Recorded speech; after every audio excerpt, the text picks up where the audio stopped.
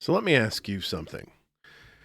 If someone told you in June that a threat was completely destroyed, that the danger was eliminated, and that everything was handled, and then 6 months later came back and said, we had no choice, we had to strike, it was unavoidable, you'd probably raise an eyebrow. Not because you're anti anything, but because math is math. Either the threat was destroyed or it wasn't. And if it was destroyed, what are we bombing now? And if it wasn't destroyed, why were we told that it was? That's where we are right now.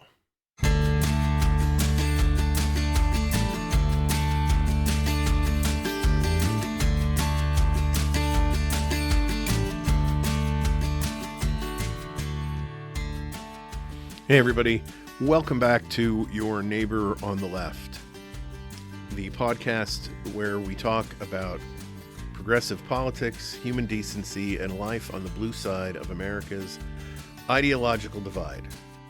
My name is Don Spielis. I am your host. This is one of those episodes where I want to pretend we're just sitting at the kitchen table and talking like adults without shouting. No cable news graphics, no drama, no dramatic music. Just, now that we've attacked Iran, what should Americans actually be thinking about? Not the slogans, not the party spin, not the, trust me, it's classified. Just what should regular folks, people with mortgages and gas tanks and 401ks, be paying attention to right now? Because whether you support this idea of war with Iran or you don't, one thing is true. We just crossed the line. And crossing lines in the Middle East tends to have ripple effects. So what should mom and pop average American be thinking about and watching? That's our main topic for today. But first, let's cover some hot topics for the week.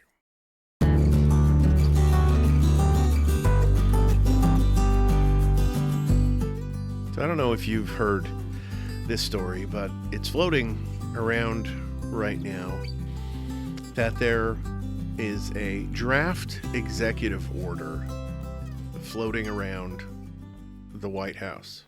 It's not a law, it's not something signed, just a draft. But what's in that draft matters tremendously because it tells us how some people around this administration are thinking about power and elections and what they believe a president should be able to do. According to multiple reports, activists and legal allies have circulated a draft executive order that would declare a national emergency related to U.S. elections. The justification for this? Foreign interference, election security, alleged vulnerabilities, particularly in mail-in ballots, but also in voting machines. The draft reportedly argues that because foreign actors might attempt to interfere in elections, the president could invoke emergency powers and take extraordinary federal control over elections and how they're conducted. Now, pause. If you're just a normal person paying bills and trying to remember if you rotated the tires on your car, that might sound like legal soup. So let me translate it into English as best I can. The idea being floated is this: if you declare a national emergency tied to election security, you might be able to claim expanded authority over voting procedures. That could mean federal oversight of voting machines, restrictions on mail-in ballots, potentially even directing federal agencies to intervene in state-run elections. That's the concept. Now, before we even get into whether that's happening, let's talk about whether it would hold up. Because here's the problem. Elections in the United States are not run by the president. They're not run by the White House. They're not run by the Department of Defense. they are run by the states. And that's not just a tradition, that's in the Constitution. And I have to stop for 1 second and make a note of how many times I've had to point out that something is in the Constitution with this current administration. But I digress. Article 1, Section 4 gives states authority over times, places, and manner of elections unless Congress changes it by law. And Congress, not the president, sets the date for federal elections. So right away, any theory that says the president can take over elections by emergency declaration runs into a brick wall of constitutional structure. And here's where the reasoning gets thin. The draft reportedly leans on the National Emergencies Act and other statutes that allow a president to unlock certain powers during a declared emergency. But here's the thing about the National Emergencies Act. It doesn't give the president a magical, unlimited authority.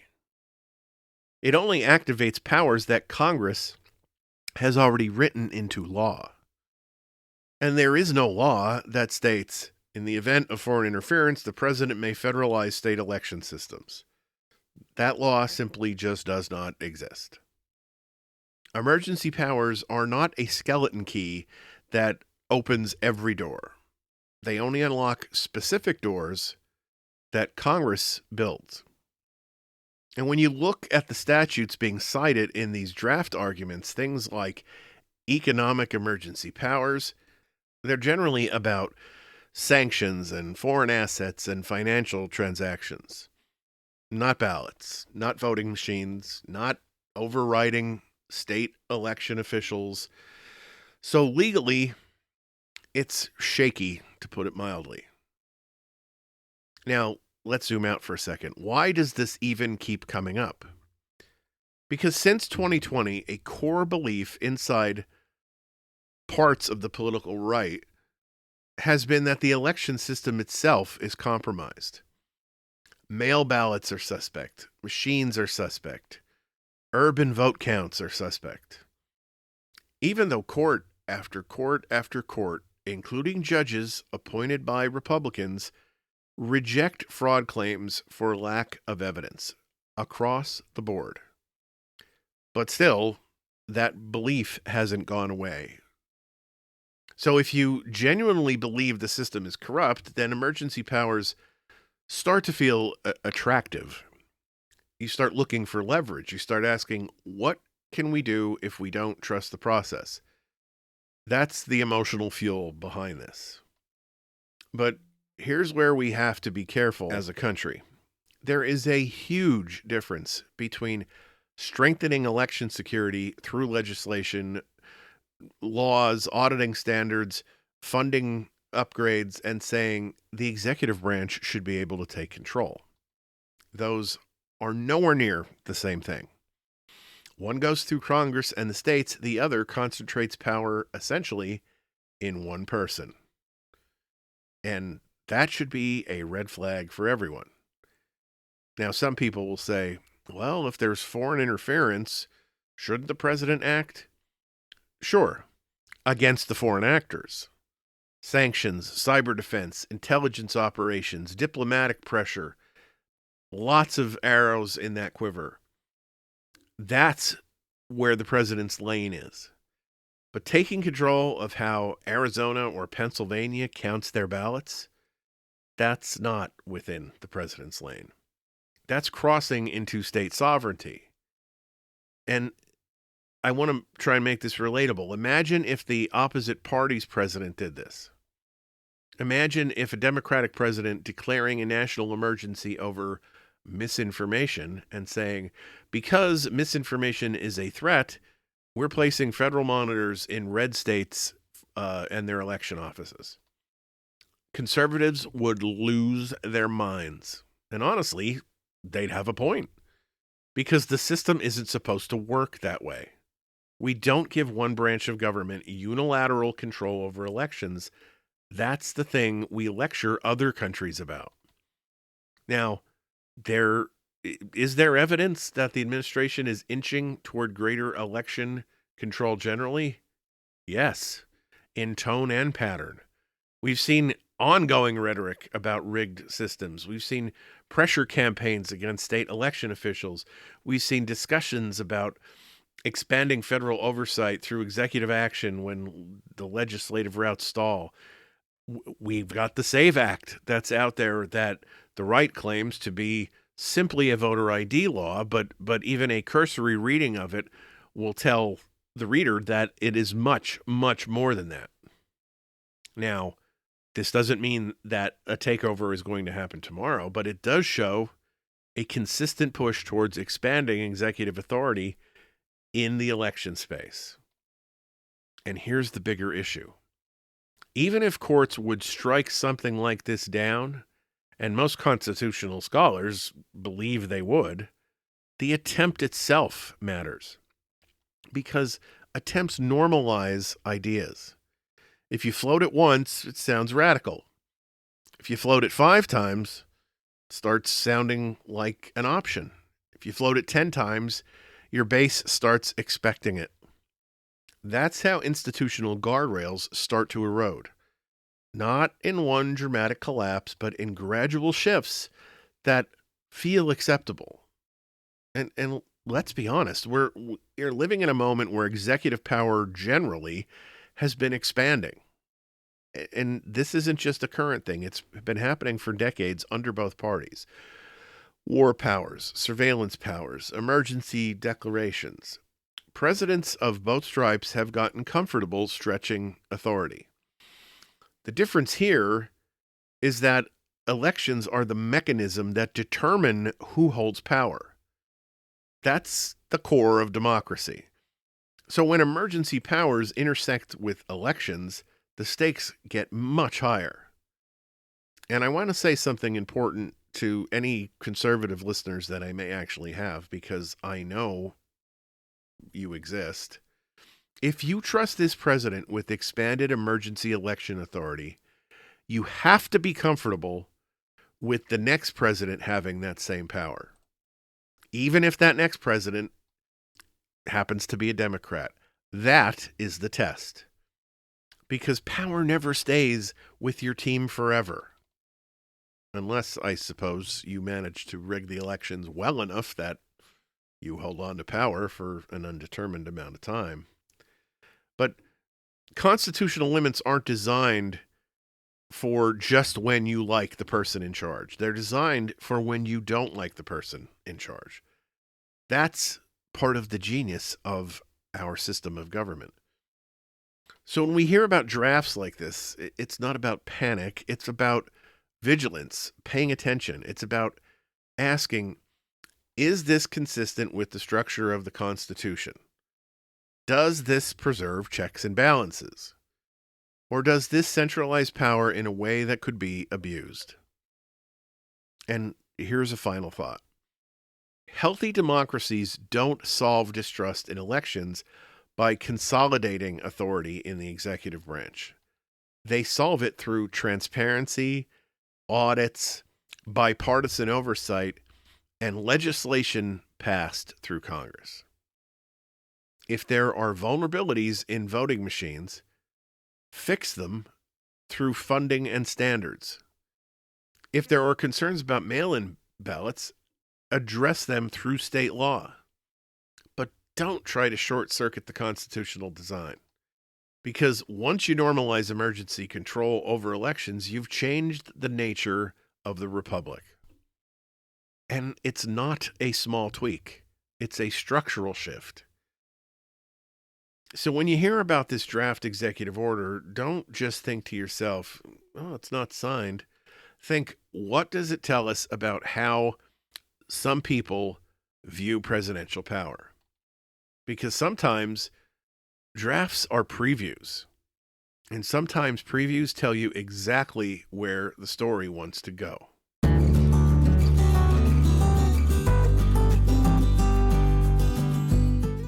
So it's not as though there isn't enough tension in everyday goings on, but this week, Democrats in Congress have been signaling that they're preparing investigations and possibly subpoenas targeting actions by the Trump administration. And before anybody's blood pressure spikes, let me slow this down and talk about what that actually means, because the word investigation in today's political climate tends to sound like a siren. It sounds like we're talking about impeachment and big things like that, but at its core, oversight is something Congress is supposed to do. The Constitution gives them that job. Congress writes the laws, the president enforces them. And Congress is allowed, and actually it's required, to make sure the executive branch isn't overstepping. Now, what are the Democrats talking about investigating? Well, a few things. One is the recent military strike against Iran and whether it was done without proper congressional authorization. Another is the talk of executive orders that could affect how elections are administered. There are also concerns about the independence of the Justice Department, whether it's operating independently or acting in ways that benefit the president politically, to put it mildly. Add in immigration enforcement practices and possible financial or ethical conflicts, and you've got a list that is broad enough to keep committee chairs very busy. But here's where it gets important. An investigation is not automatically an impeachment by any stretch. A subpoena is not a conviction. A hearing is not a guilty verdict.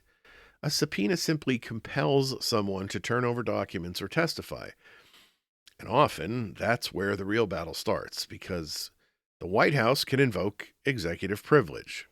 And that leads to court fights, and court fights take time. Sometimes a lot of time. In Washington, the clock is always part of the strategy. If something drags past an election cycle, the political landscape can shift before the courts ever rule. So the question becomes, what is this really about? Is it accountability or is it escalation? From the Democratic perspective, there are incentives here. Oversight keeps the administration on defense. It shapes the media narrative. It shows their base that they're not sitting on their hands. It creates a record, meaning even if nothing criminal emerges, there is documentation, testimony, and public scrutiny.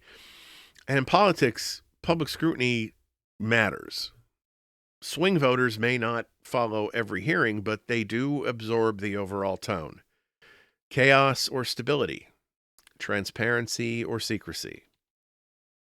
But at the same time, there's risk. President Trump has historically been politically resilient when under investigation. In fact, he often uses it to rally his base. The argument becomes, see, they're coming after me because I'm fighting for you. For his supporters, investigations can reinforce the idea that the system is biased against him. So Democrats have to walk a tightrope on this. If they move too aggressively, they risk energizing his base even more. If they move too cautiously, they risk looking weak. And let's be honest, a lot of Americans are exhausted. We've lived through years of investigations, Russia and impeachment and January 6th hearings, special counsels, and on and on. Some people hear new investigation and they tune out. That's real. Oversight fatigue is real. So Democrats also have to convince the public that this isn't just another episode of political theater. But let's talk about the other side of the coin as well. Even if the president is comfortable in confrontation, investigations aren't harmless. They create headlines. They require staff time. They force administration officials to prepare testimony. They generate document requests that can be massive. They expose internal communications that could be politically damaging even if they aren't illegal. And for independent or moderate voters, the constant controversy can wear them thin. A drip, drip, drip of hearings and document releases can shape perception over time. Historically, congressional investigations have played very different roles depending on the moment. Watergate is the gold standard example of oversight working the way it was designed to work. Congressional hearings revealed misconduct that ultimately led to a president resigning. But there are other examples, too. The Iran-Contra hearings during the Reagan years exposed a complicated foreign policy scheme. The impeachment of Bill Clinton over perjury became a political backlash moment for the right that arguably strengthened Clinton politically. The Benghazi hearings during the Obama administration lasted for years and were seen by many critics as being very partisan. And of course, President Trump himself was impeached twice in his first term, once over Ukraine and once over January 6th. So oversight has always been political. It's never been some neutral, sterile process, but the stakes feel different now. And that's because trust in these institutions is lower than it's been in a long, long time. When Congress investigates, half the country assumes it's righteous accountability. The other half assumes, because they're directly told, that it's a witch hunt. That polarization changes how these hearings land with the public. There's also a deeper question underneath all of this, and that's how strong is Congress as a check on executive power? As I mentioned in the last segment, over time, presidents of both parties have accumulated more authority. They issue executive orders, they conduct military actions, they declare emergencies, and Congress often struggles to reassert itself. If the lawmakers don't investigate actions they believe that go outside of constitutional bounds, they effectively concede that power. But if every action triggers an investigation, governance starts to look like permanent warfare. So where is the line? Take the Iran strike, for example. The Constitution gives Congress the power to declare war, but presidents have conducted military operations without formal declarations for decades. Democrats may argue that oversight is necessary to clarify, whether proper authorization was obtained. Republicans will argue that presidents need flexibility to respond quickly to threats. Both arguments do have some historical backing. That's what makes it complicated. Then consider election-related executive orders.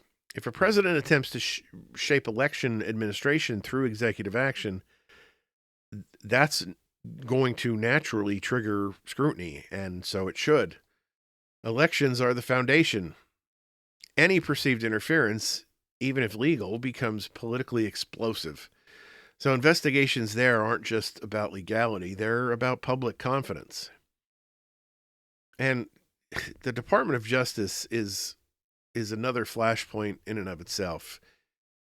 Traditionally, presidents appoint the attorney general, but there's an expectation that the decisions they make aren't politically directed. And there has been much evidence, or much in the way of quotes and testimony in other hearings, ironically, that make the Democrats suspect political influence in the DOJ. So they're going to argue that oversight is essential to protect the rule of law. Supporters of the administration may counter that elections have consequences and policy direction is legitimate. Again, none of this is simple. It's about norms as much as it is about statutes. And this is where I want to bring it back to something bigger than party labels. If you strip away the names and the cable news drama, what I think we're really talking about is the health of our system. A healthy democracy has tension between branches of government. It's supposed to. That tension is there to prevent any one branch from becoming too powerful. But when that tension turns into constant trench warfare, the public can't help but lose faith. If Congress doesn't investigate at all, executive power expands unchecked. And if Congress investigates constantly, and reflexively, the process loses credibility. The challenge is credibility. The investigations being conducted carefully and transparently and based on clear legal concerns is essential. Or are they being framed primarily as political ammunition? For listeners who aren't policy nerds, and most people aren't, here's what matters. Pay attention to the substance. What specific laws are being cited? What evidence is being presented? Are hearings producing facts or just viral moments? And how are the courts responding when disputes over subpoenas rise? This one is a big issue because in recent history, especially, Congress seems totally opposed to enforcing the things that it's allowed to enforce. They don't enforce people who ignore subpoenas. They don't enforce people who tell demonstrable falsehoods while under oath. And they definitely need to start exercising that portion of their power. And when these things happen, then how are the courts responding? When these disputes come to the courts, the judiciary often becomes the referee in these conflicts. The other thing to watch is timing. If investigations stretch into election season, then they become campaign fuel. If they produce early concrete findings, they can shape the narrative sooner. Timing influences perception, no doubt. Ultimately, this moment feels significant because it's happening alongside so many other stress points. Foreign policy tensions and debates about executive authority and questions about election administration. When multiple institutions are dealing with so many strains at once, oversight becomes more than routine politics. It starts to become part of a broader story about where our government is headed. So, is this accountability or escalation? The honest answer is probably it's a bit of both. Oversight is a legitimate function. Politics is always part of it. The real test will be whether these investigations illuminate facts that matter to voters and strengthen institutional norms, or whether they just deepen the cycle, this retaliation that already defines so much of politics these days. And that's the piece to sit with, because no matter where you fall politically, the question isn't just whether your side wins, it's whether the rules of the game still count. If Congress can't check a president when it believes it should, that's a problem. If investigations become automatic and purely symbolic, that's also a problem. This isn't just another headline. It's part of an ongoing tug of war. And in a country this polarized, how that tug of war plays out can shape not just the next election, but how much faith Americans have in the system itself.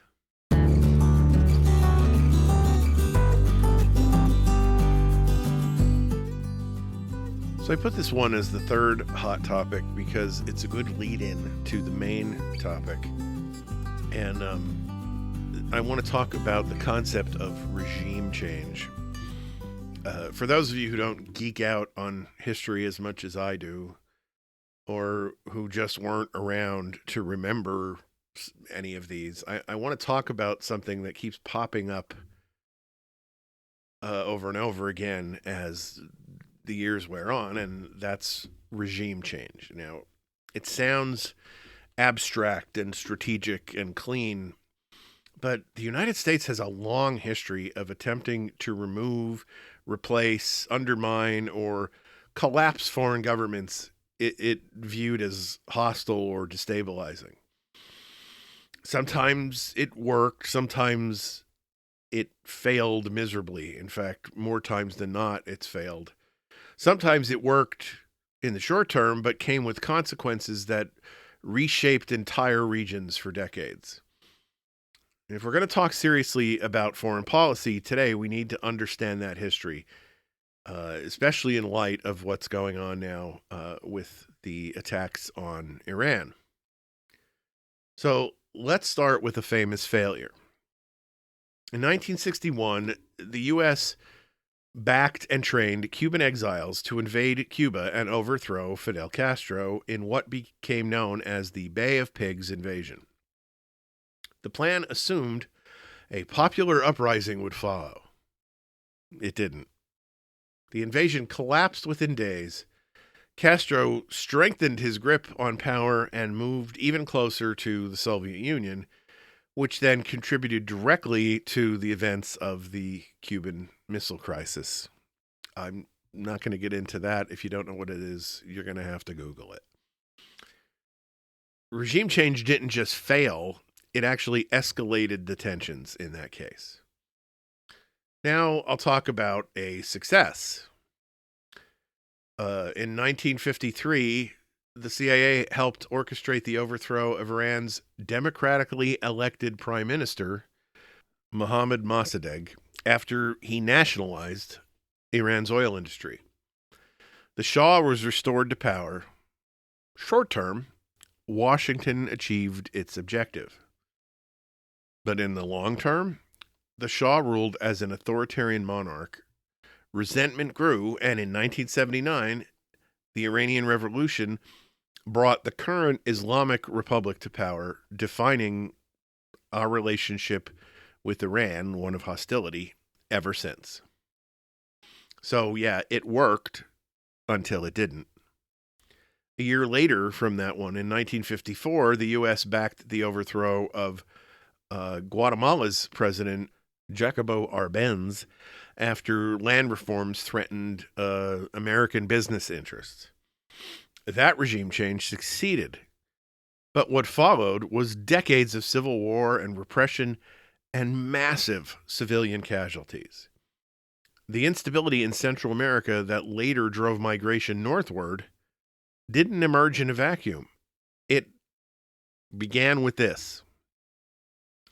And then, of course, the one that most people know about is Vietnam.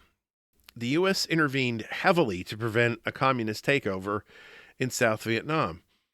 After years of war and enormous human cost, Saigon fell in 1975. The intended regime outcome did not occur. In Iraq, we saw both failure and success with sobering results. After the 1991 Gulf War, President George Bush the Elder encouraged Iraqis to rise up against Saddam Hussein. They did, but the U.S. did not intervene to support them, and Saddam crushed the uprisings. Regime change failed.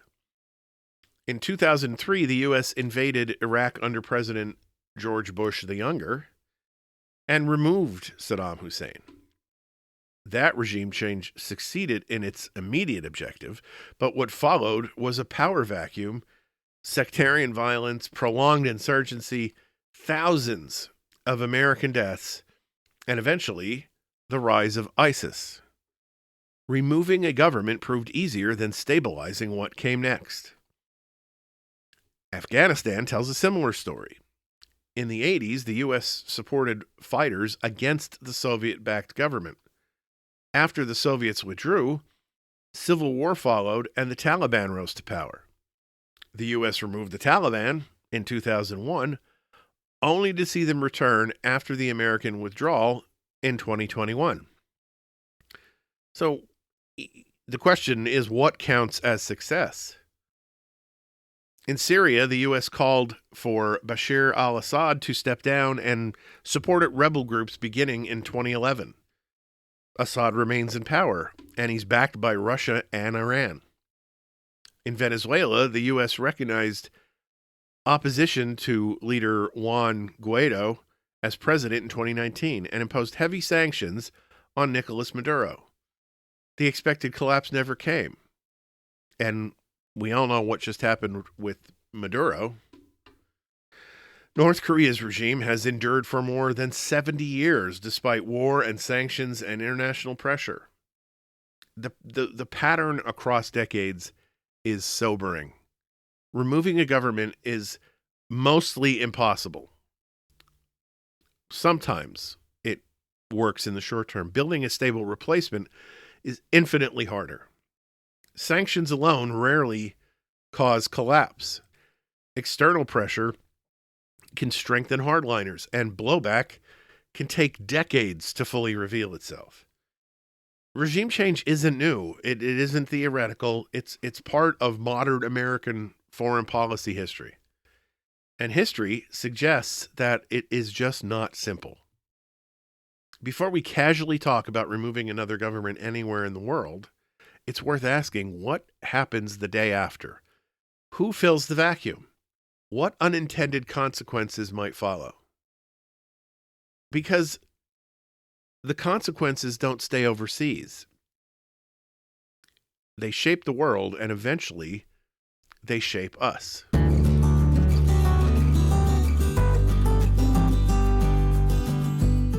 In Iran.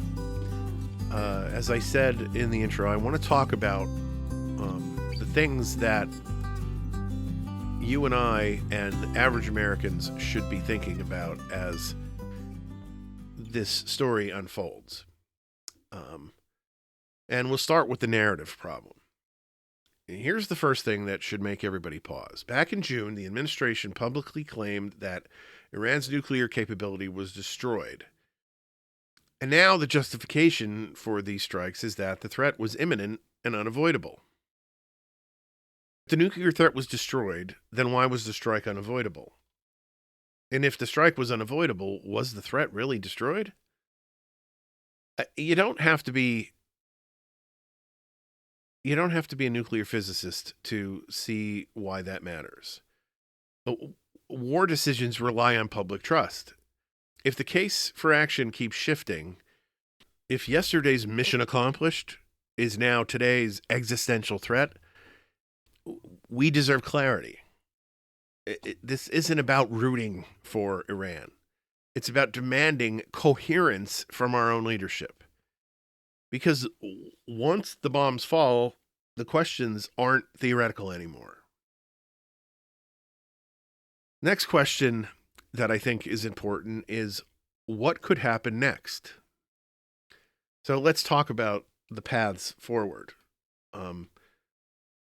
First of all, there's the Strait of Hormuz. There's a narrow waterway called the Strait of Hormuz. About 20% of the world's oil flows through it. If Iran decides to mine it, harass tankers, or even threaten to close it, oil prices spike immediately.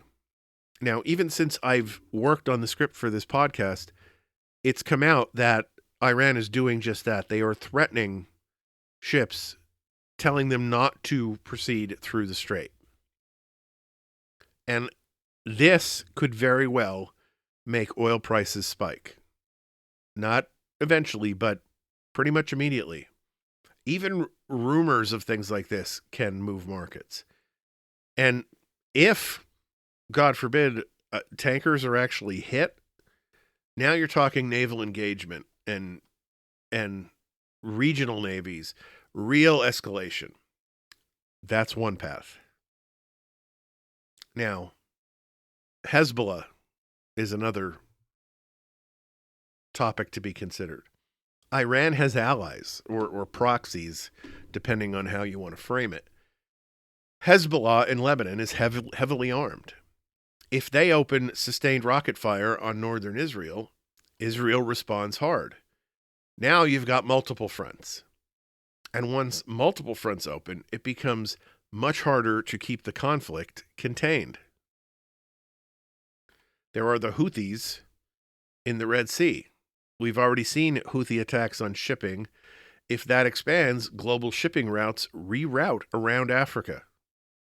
And that adds weeks to delivery times, increases insurance costs, and ultimately raises prices for us, the consumers. It doesn't make headlines every day, but it hits quietly. Right now, we are in a phase that military experts would call limited strikes. But now that 3 Americans have been killed, what will Washington's response be? At that point, now we're not likely to stay in the realm of limited strikes. Now you're talking about something that could grow easily into a sustained military engagement. That's the scenario diplomats were desperate to avoid before all this started. So how do these things I just mentioned affect you? Because I know a lot of people just have that "it's so far away" idea in their mind. And it is, until it isn't.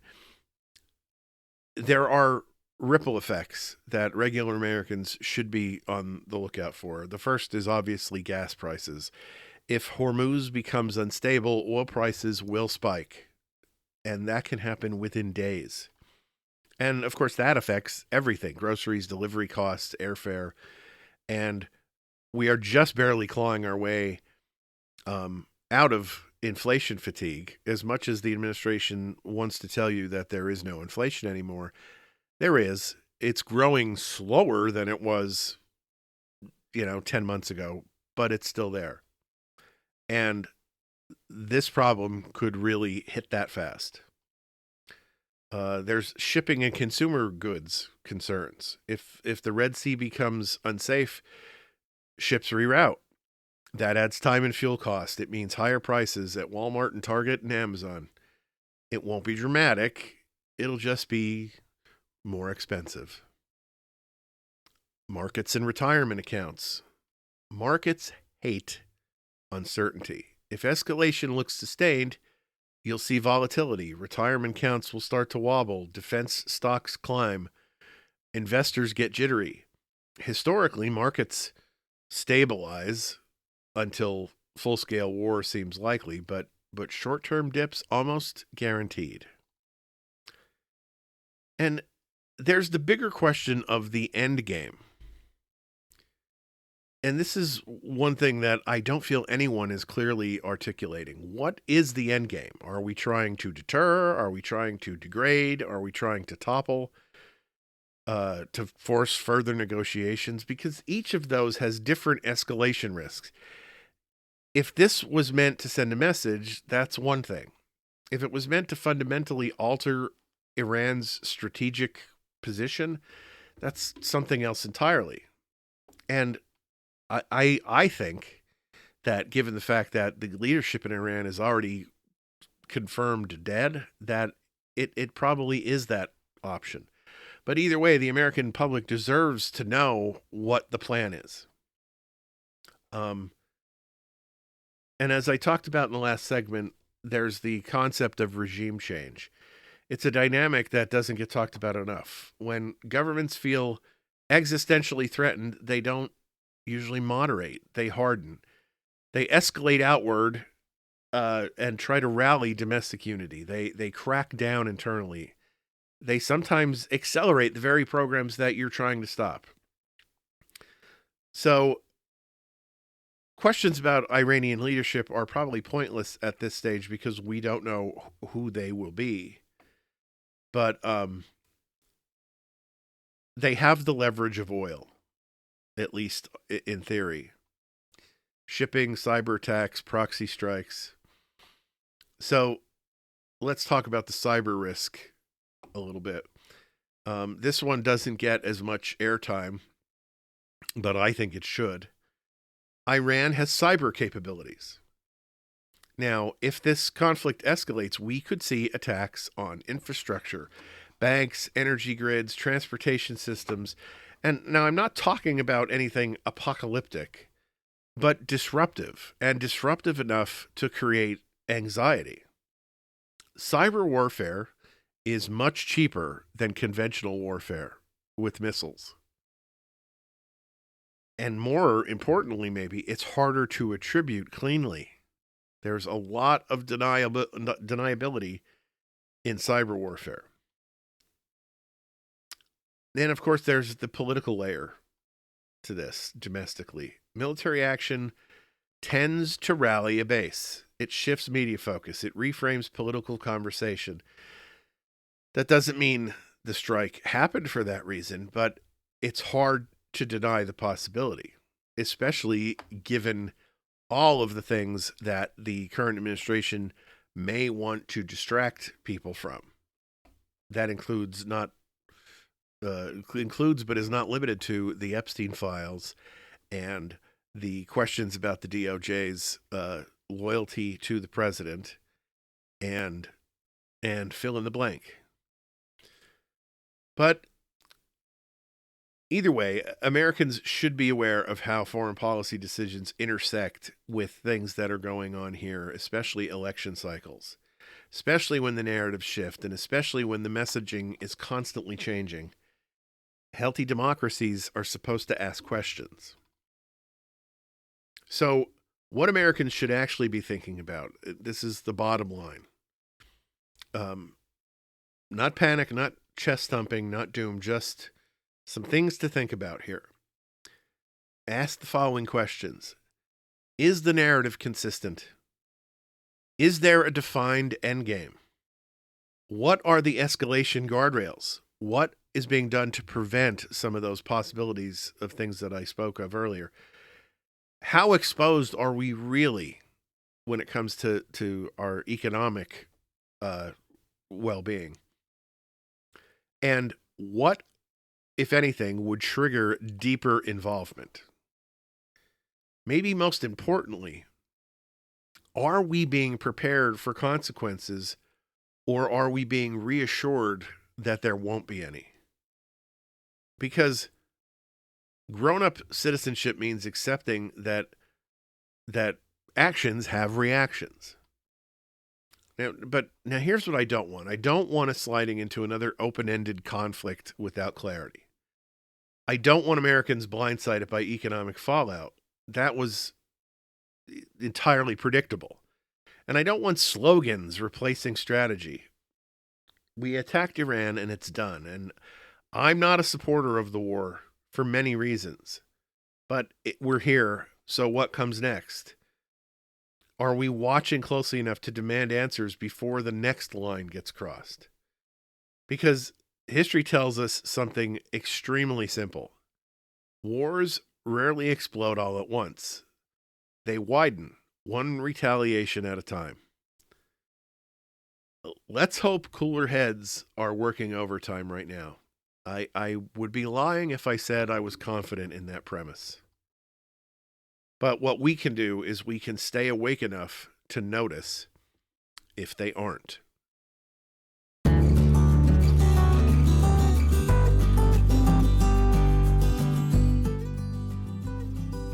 Now for the high note. Before I close for the week, I want to tell you about something that happened in Montana. A few years ago, a small-town public library board in Flathead County found itself in the middle of a national culture war storm. There were complaints, accusations, political pressure, calls to remove certain books from the shelves. Now, if you've been paying attention to politics lately, you could probably predict the pattern. Pressure campaigns, heated public meetings, social media outrage, people demanding action in the name of protecting something. What made the story different wasn't the controversy, it was the response. Local librarians, not cable news personalities, not politicians, just librarians, did something remarkably unglamorous. They followed the policy.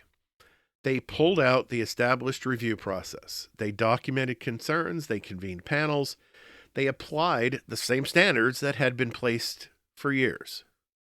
They didn't yell, they didn't grandstand, they didn't say, trust us. They said, here's the process, and they stuck to it. And in the end, the books stayed. Not because one political side won, but because the guardrails held.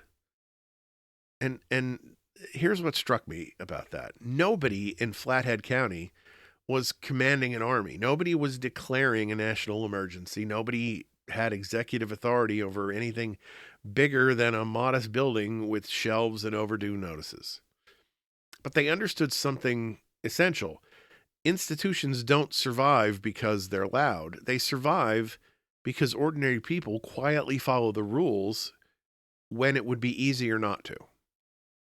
because someone could have folded, someone could have caved to pressure, someone could have said, this is too much trouble. No, no, no. Instead, they said, no, the process matters. And here's why that matters tonight. We've spent this episode talking about military escalation and executive power and emergency authority, congressional investigations, big levers, big stakes. But democracy doesn't just live in Washington or Tehran or the Strait of Hormuz. It lives in school boards, and it lives in county election offices and small town libraries.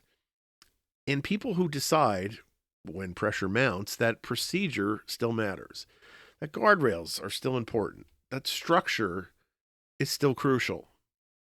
And that's not dramatic. It doesn't trend on social media.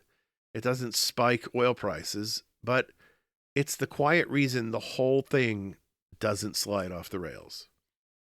We can debate foreign policy. We can debate executive authority. We can argue about investigations. But at the end of the day, the health of a republic depends on whether regular people, the non-famous, non-powerful, choose to hold the line where they stand. The librarians of Montana didn't save the world. They just did their jobs, calmly, by the book, under pressure, and sometimes that's enough. All right, everyone. Thank you for taking the time to download and listen to this episode of Your Neighbor on the Left. I want to encourage everyone to please reach out and leave comments and rate the episodes, and go to the social media pages for the podcast. If you go to the podcast website, www.neighborontheleft.com, you can find not only the contacts page that gives you all the information about contacting the podcast, you can also find blog posts that mirror the topics that